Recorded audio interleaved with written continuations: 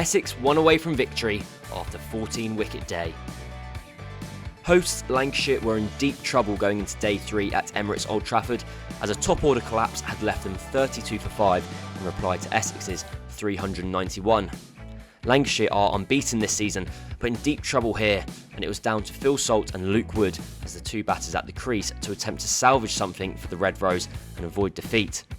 Wood in particular looked in good early touch, and he'd take the home side to 50, but any feel of a comeback building was swiftly ended by Essex's Simon Cook. First, as Wood edged through to keeper Rossington, and second, as Tom Bailey was trapped in front, Lancashire 59 for 7, and Cook had 4. And bad got even worse for the home side. Hassan Ali gone for a duck. Lancashire had lost 3 wickets for just 1 run. With backs against the wall, Phil Salt decided to go on the attack, and he launched Shane Snater for a 6 before sweeping the spin of Harmer for 4 more. And number 10 Matt Parkinson was also getting on the act, as the pair took the side to 3 figures. But Salt's lone hand of 44 would come to an end with the bowling of Matt Critchley, the wicketkeeper adding some respectability to the score, but the home side was still almost 300 runs behind.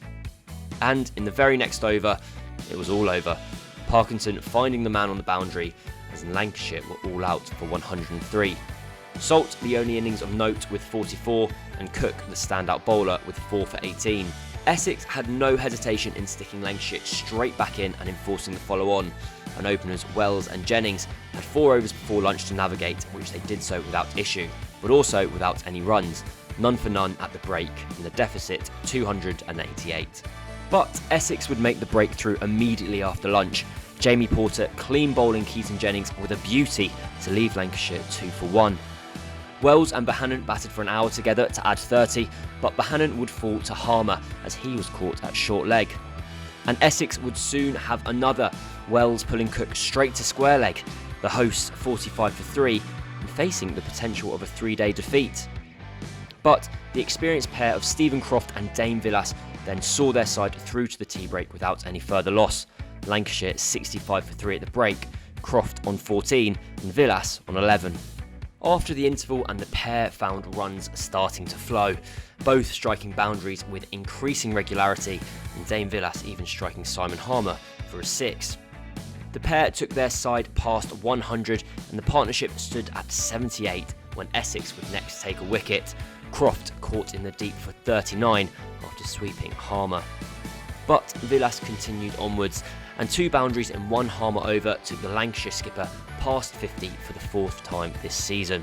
Along with Phil Salt, the two added a half century for the 5th wicket, with Salt striking 4 fours and a 6 on his way to 31. But he'd fall to Matt Critchley for the 2nd time in the day, this time caught behind by Rossington. Night watchman Matt Parkinson came out ahead of Luke Wood, but Wood would have to bat anyway after Essex claimed the vital wicket of Dane Villas, LBW to Harmer. Lancashire now 182 for 6 and still over 100 behind. And Parkinson would depart too, caught at short leg as Essex were on a roll. Play was due to finish at 6:30, but all of a sudden, with the result deemed possible, the extra half hour was taken, and justifiably so. Cook getting Tom Bailey caught out on the fence. Lancashire 202 for 8, Essex just 2 wickets away from victory.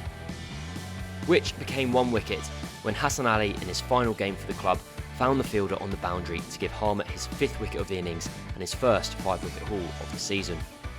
James Anderson and Luke Wood would see out the rest of the day to leave Essex with 1 wicket to take for victory when they return tomorrow. Lancashire 213 for 9, still trailing by 75 runs.